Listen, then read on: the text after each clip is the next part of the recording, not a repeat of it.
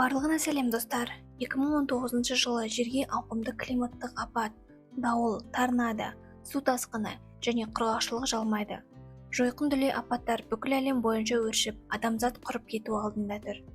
Күш біріктіре отырып, түрлі елдердің үздік ғалымдары халықаралық ғарыш станциясынан басқарылатын, голландиялық деп аталатын табиғи апаттарды бағалау үшін бірыңғай спутник желі құрады. Әлем тыныш өмір сүре алатындай көрінді. Алайда жаңа технологияда жүйелі іркіліс орын алуда. Әлемге әйгілі голландиялық жасаушы және ғарыш станциясының бас үйлестірушісі Джейк Лоусон парламенттің шұғыл отырысына келеді. Оған қарсы көптеген субординацияны бұзды және ақш сенатына бағынбады деген айыптар тағылып отыр. Құрылған ғалымды біріктіру үшін сенатор ғарыш станциясына Лоусонның қызметкерлерін алмастыратын жаңа қызмет көрсету персоналдың жіберуге шешім қабылдайды. Бұл мәлімдеге ашуланған Джейк, тыңдаушылар мен тілшілердің көзінше шенеуніктерді ашықтан ашық қорлайды. Мемлекеттік хатшының көмекшісі лауазымында қызмет ететін Джейктің інісі Макс ғарыш станциясының жаңа бастығы болып тағайындалып, өздігінен сенімді туысының кезекті өрескел жолын тежей алмай, одан бас үйлестірушінің өкілеттігін алып тастайды. 3 жыл өтті. Барлау тобы ыстық шөлдің жүрегіне жіберіледі. Қызған құмның арасында 50 градустық ыстық эпицентрінде аномальды табиғи құбылыс тіркелген. Тұтас бір қоныс күннің астында бірігіп жойылған. Ауылға қарай жылжып бара жатқанда арнайы мақсаттағы жасақ өлген адамдар мен жануарларды тауып алады. ақш президенті Эндрю Палмер шұғыл кеңеске қауіпсіздік кеңесін шақырады. Онда мемлекеттік хатшы Леонардо Дик ерекше феноменнің себебі туралы баяндайды. Себебі станцияның атмосфералық серіктестерінің бірі Ауғанстан үстіндегі голландиялық атты жүйе кенеттен істен шықты. Жүйелік қателікті жою үшін орталық Азия үстіндегі спутниктер желісін ажырату қажет. Алайда бұл шешім мемлекет басшысының саяси мүдделеріне қайшы келеді. Сондықтан президент жүйелік іркіліс туралы мәліметтерді жарияламауды шешеді. Және Макс Лоусонға қазір ғарыш станциясына проблеманы жоюмен айналысатын сенімді бір адамды жіберуді тапсырады. Істен шыққан ауған спутнигін сараптама жүргізу үшін станцияға қайтарады. Махмуд атты инженер спутниктің борттық компьютерінен өзінің жинақтаушысына жүйелік деректерді алып тастайды және күтпеген ақпаратты анықтайды. Алаңдаушылық танытқан ол деректердің дәлдігін қайта тексеру үшін спутникке қайта оралып, өлімге ұшырайды. Есік күтпеген жерден бұғатталып, жүйе өздігінен герметизацияланады. Макс Лоусон осы уақытты Джекті қайтарып станцияға жіберу үшін Флоридаға келеді.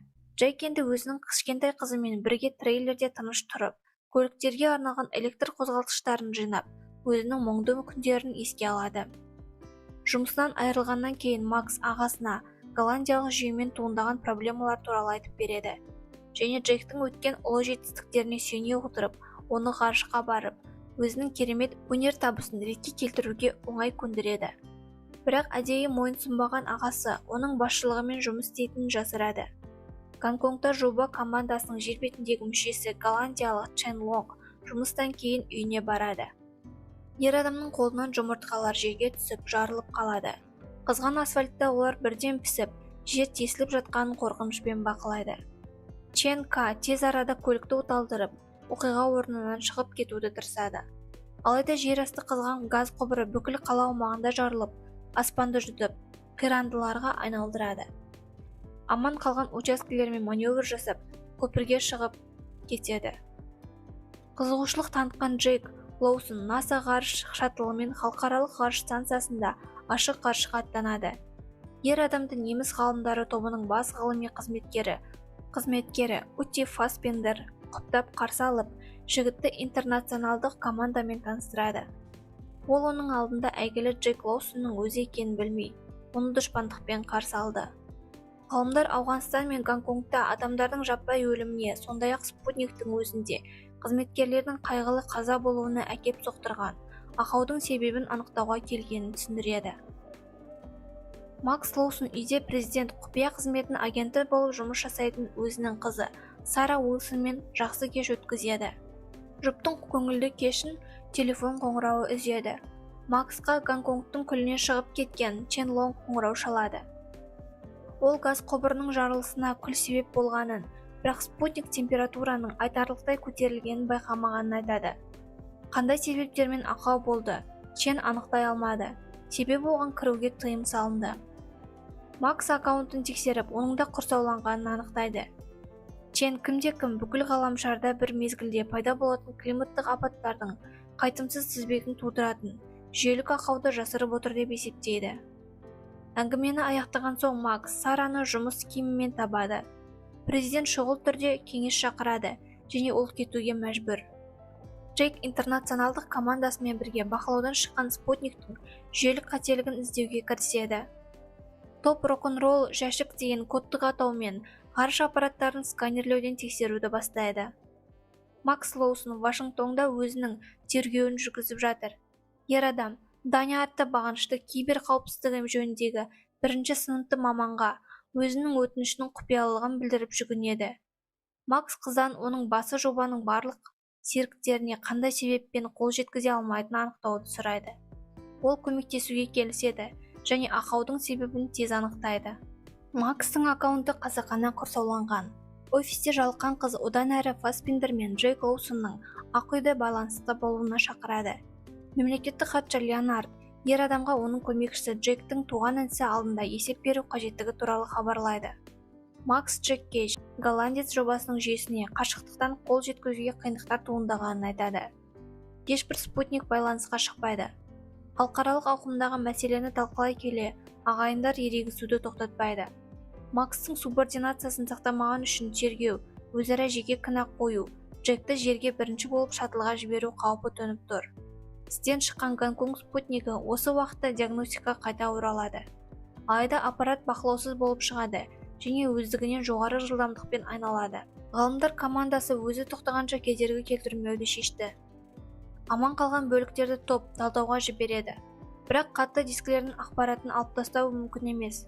Жүйелік талдаушы Дуг Анг апат кезінде қысқа тұйықталу салдарынан ықтимал қате іздері бар деректер өшірілгенін хабарлайды. Алайда спутник байланыс жөніндегі маман мәліметтерді алуға әлі мүмкіндік бар дейді. Команда Махмуд қаза тапқан апат жазбасын қарап шығады. Жарылған панельдердің бірі телекоммуникациялық антеннаға тығылып қалып, ғалымдар оны алуға шешім қабылдап жатыр. Чен Лонг Вашингтонға келеді. Ер адам құпия ақпаратты біліп, Макс Лоусонмен байланысады. Кездесуді талап етеді. Гута мен Джек скафандрларды панельді алуға аттанады. Ал ол топ олардың әрекеттерін қашықтықтан бақылайды. Олар телекоммуникациялық антеннаға жетіп, серіктестер агрегатты абайлап алып базаға қайта оралады. Бірақ кенеттен Джектің скафандры басқарылмай қалады. Аксель жұмыстан шығып, ғалым қолындағы панельмен ашық ғарышта мықтап алыстап кетеді. Ал спутниктің сыртқы корпусы Джек скафандрына жауап бермейді және ол панельмен бірге ұшып кету қаупін тудырады. Ол платформаның шетіндегі құтқару сымына қолымен жабысып қалу үшін бөлшекті жіберуге тура келеді. Алайда Джек базаға қайтып оралған кезде сәтті болып шықты. Ол қолдан шығармас бұрын тақтадан алып үлгерген қатты дискіні көрсетеді. Бірақ қалған командадан ер адам оны жасырады. Ол өзінің қылығын осы жерде оны біреу өлтіргісі келді деп түсіндіреді.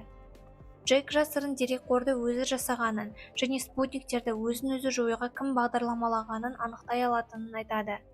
Бірақ бұл әрекет мүмкін емес болып шықты. Қатынасуға тыйым салынған. Вашингтонда Макс пен Сара жолдың қарама-қарсы жағында пайда болған Чанмен кездеседі деп күтілуде. Кенетте артта келе жатқан ер адам оны көліктің астына итеріп жібереді. Чан сол жерде қаза табады. Максқа Зевс деп қана айтып үлгереді. Джейк ағасын виртуалды конференцияға шақырады.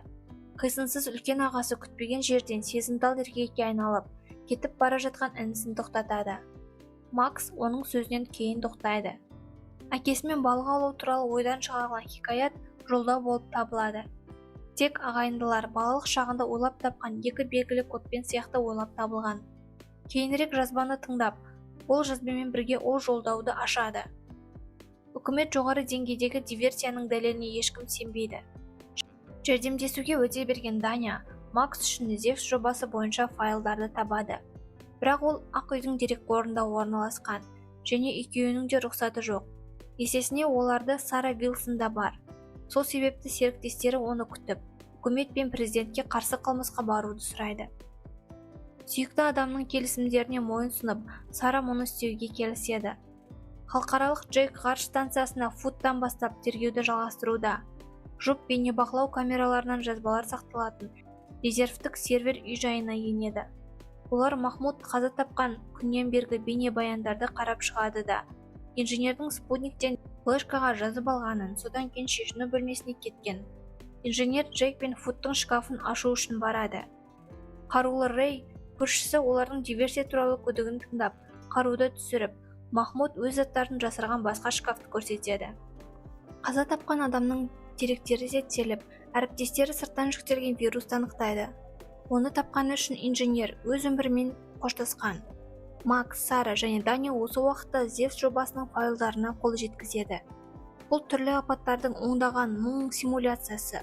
Олардың тізбектелген тізбегі шабуылға, бұрын-соңды болмаған ауқымдағы апатқа келеді. Ол жер мен спутник арасында қорғалған виртуалды конференция ұйымдастырады. Макс ағасына біреу голландықты адамзатқа қарсы қару ретінде қасақана пайдаланатынын айтады. Ал Джейк жағдайдан шығудың бір жолы ғана бар екенін айтады. Жүйені қайта іске қосып, содан кейін ол вирусты тазартып, ақаусыз жұмыс істеуді жалғастырады деп жауап береді. Бірақ ол үшін болдырмау кодын енгізу керек, және оны бір адам ғана біледі. ақш президенті Эндрю Палмер мемлекеттік хатшы Том мен Сара Уилсон бірге Вашингтоннан Орландоға ұшуға дайындалып жатыр. Оны Макс қонар алдында басып алып, президент рейсінің күшін жою кодын ұрлауға көмектеседі. 200-ге жуық спутник ақаулық көрсетіп, ақау шегінде тұр. Ал Токио бақылаудан шығып, Жапония астанасына мұз жауып жатыр. Аспаннан ұшып келе жатқан мұздың бұтақтары қала мен оның тұрғындарын жояды. Сонымен бір мезгілде Рио-де-Жанейрода феноменалды климаттық құбылыс орын алады. Өте төмен температура Атлант мұхитының жылы суларын бірден мұздатып, жергілікті тұрғындарды жағалаудан қашуға жібереді.